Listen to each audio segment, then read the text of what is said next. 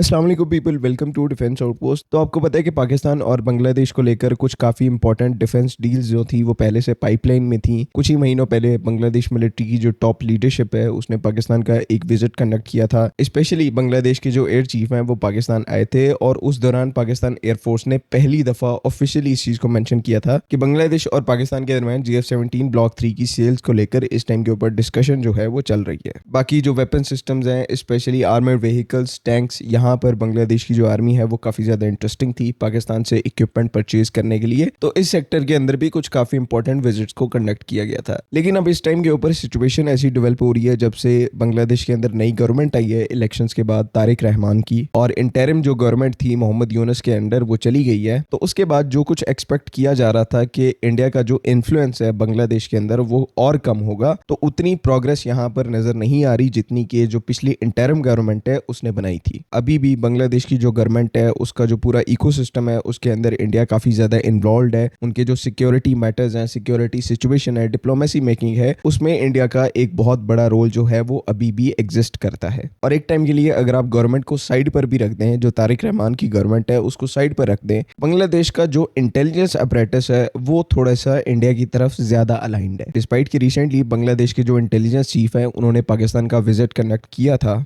लेकिन at the same time उन्होंने India का भी विजिट कंडक्ट किया था। और जियोग्राफिकल रीजंस की वजह से, बिकॉज इंडिया और बांग्लादेश जो है वो बॉर्डर शेयर करते हैं और एक दूसरे के ज्यादा क्लोज है, इंडिया के साथ जो कोऑपरेशन का लेवल है बांग्लादेशी इंटेलिजेंस का वो पाकिस्तान के कंपैरिजन में बहुत ज्यादा है। और जब आपकी कोऑपरेशन ज्यादा होती है मींस के दूसरी कंट्री जो है वो आपकी इंटेलिजेंस एजेंसीज के अंदर काफी गहरी रूट्स को खड़ा कर लेती है। यानी कि फॉर एग्जांपल जो हाई रैंकिंग ऑफिसर्स हैं वो इंडिया की फेवर में ज्यादा होते हैं। और रिसेंटली आपने ये केस सुना होगा कि बांग्लादेश एयरफोर्स के अंदर जो TTP यानी कि तहरीक तालिबान पाकिस्तान के लिंक्स हैं वो बाहर आना स्टार्ट हो रहे हैं, जो कि ऑब्वियसली पाकिस्तान के लिए एक कंसर्निंग सिचुएशन है। और बांग्लादेश की जो इंटरनल सिक्योरिटी है, इंटेलिजेंस अपरेटस है, उसके ऊपर और ज्यादा क्वेश्चन खड़े करती है। और यही कुछ ऐसे कंसर्न्स हैं जिसकी वजह से पाकिस्तान और चाइना के साथ जो बांग्लादेश की मेजर डिफेंस डील्स हैं वो इस टाइम के ऊपर डिले का शिकार है। उनके अंदर रोड ब्लॉक्स आ रहे हैं, बिकॉज जो कुछ मिलिट्री इक्विपमेंट चाइना और पाकिस्तान बांग्लादेश को ट्रांसफर करने वाले हैं उसकी जो सोफिस्टिकेशन का लेवल है वो बहुत ज्यादा है। और कोई भी मिलिट्री इक्विपमेंट, कोई भी एयरक्राफ्ट जितना ज्यादा सोफिस्टिकेटेड होता है उतना ही उससे रिलेटेड जो इन्फॉर्मेशन है वो काफी ज्यादा क्लासिफाइड होती है। और हर कंट्री चाहती है कि ये क्लासिफाइड इन्फॉर्मेशन जो है वो किसी दूसरी कंट्री तक पहुंच ना पाए, स्पेशली वो कंट्रीज जो कि आपके आर्च राइवल्स हैं, यानी कि आपकी पकी ठकी एनिमीज हैं इंडिया जैसी, उन तक अगर ये इन्फॉर्मेशन पहुंचती है तो ये सिचुएशन यहाँ पर बिल्कुल ही अनएक्सेप्टेबल है।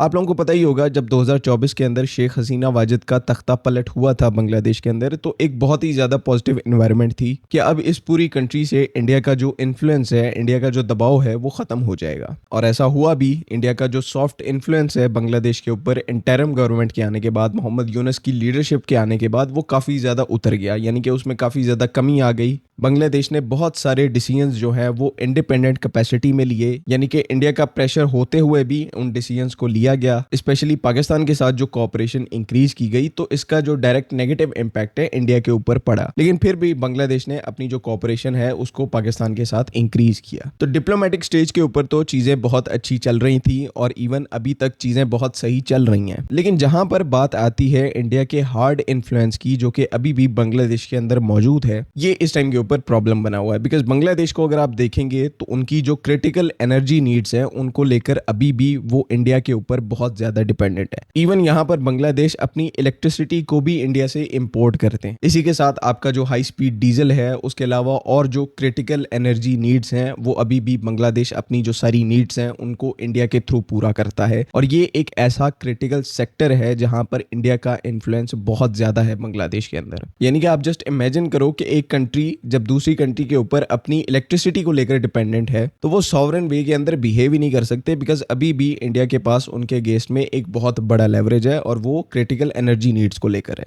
जिसकी वजह से अभी भी बांग्लादेश की ब्यूरोक्रेसी, मिलिट्री और उनकी जो इंटेलिजेंस सर्विसेज है उनमें ऐसे हाई रैंकिंग ऑफिशियल्स हैं जो कि अभी भी इंडिया के साथ खड़े हैं। बिकॉज सिंपल सी बात है, वो डिपेंडेंट है अपनी जरूरियात को लेकर इंडिया के ऊपर, और इंडिया इस चीज को बड़े अच्छे तरीके से समझता है और इसी चीज को वो एक्सप्लॉइट करते हैं। उनके जो बांग्लादेश की जो इंटरनल सिक्योरिटी है, है, इंडिया की वहां तक पहुंच है। इसी वजह से बेशक सॉफ्ट डिप्लोमेसी में बांग्लादेश जो है वो पाकिस्तान के साथ ज्यादा अलाइन हो रहा है, लेकिन अभी भी बांग्लादेश की जो हार्डकोर सॉवरेनिटी है वो इंडिया के ऊपर डिपेंडेंट है और उसको लेकर वो इंडिया के साथ अलाइन होने पर मजबूर है। ऐसा नहीं है कि यहाँ पर कोई पॉजिटिव एस्पेक्ट नहीं है, बिल्कुल यहाँ पर एक पॉजिटिव एस्पेक्ट है और इसमें जो सबसे बड़ी पॉजिटिव अपडेट है वो यहाँ पर ये है कि बांग्लादेश अपनी जो क्रिटिकल एनर्जी नीड्स है उनको लेकर सेल्फ सफिशिएंसी की तरफ जा रहा है। इस टाइम के ऊपर बांग्लादेश के अंदर एक बहुत बड़ा जो न्यूक्लियर पावर प्लांट है वो अंडर कंस्ट्रक्शन है, जो कि बांग्लादेश की जो एनर्जी नीड्स हैं उनको काफी हद तक पूरा करेगा और इनकी इंडिया पर से जो डिपेंडेंसी है वो एसेंशियली कम होगी और एक हद तक जाकर जीरो हो जाएगी। लेकिन ये यहाँ पर एसेंशियली एक लॉन्ग टर्म प्रोसेस है, 1-2 साल में कुछ नहीं होगा, अगले आने वाले कई सालों में 5-6 साल लगेंगे अभी बांग्लादेश को प्रॉपर सॉवरेन स्टेट में आने के लिए। जो मोस्ट क्रूशियल एस्पेक्ट है कि बांग्लादेश की जो पब्लिक है उसकी सपोर्ट किन कंट्रीज के साथ खड़ी है, तो उसके बारे में मुझे कुछ यहाँ पर इवन कहने की जरूरत नहीं है कि बांग्लादेश की जो पब्लिक है, जो यूथ है, उनका सपोर्ट पाकिस्तान और चाइना के साथ है। यानी कि वो चाहते हैं कि अब उनकी जो कंट्री है वो ऐसी सॉवरेन कंट्रीज के साथ अलाइन हो। तो जब तक आपके पास ये कोर सपोर्ट मौजूद है तो आहिस्ता आहिस्ता बांग्लादेश की जो गवर्नमेंट है वो भी इसी पाथ के ऊपर आएगी और एक स्टडी तरीके से अपने इंटरनल रैंक्स के अंदर ये इंडिया का जो इन्फ्लुएंस है उसको एलिमिनेट कर पाएंगे। एक दफा एक पर्टिकुलर स्टेज तक ये चीजें एलिमिनेट हो जाएंगी तो आप यहाँ पर देखेंगे कि पाकिस्तान भी बांग्लादेश के साथ बहुत बड़ी डिफेंस डील को अंडरगो करेगा और same as it is case जो है वो चाइना के साथ होगा। हम जो समझ रहे थे कि 1-2 साल में ऐसा हो जाएगा, लेकिन ऐसा बिल्कुल भी नहीं है। जैसे पहले बताया कि एक लॉन्ग टर्म प्रोसेस है और इसको अंडरगो करने में अभी काफी टाइम लगेगा। उम्मीद है कि तमाम चीजें क्लियर हैं।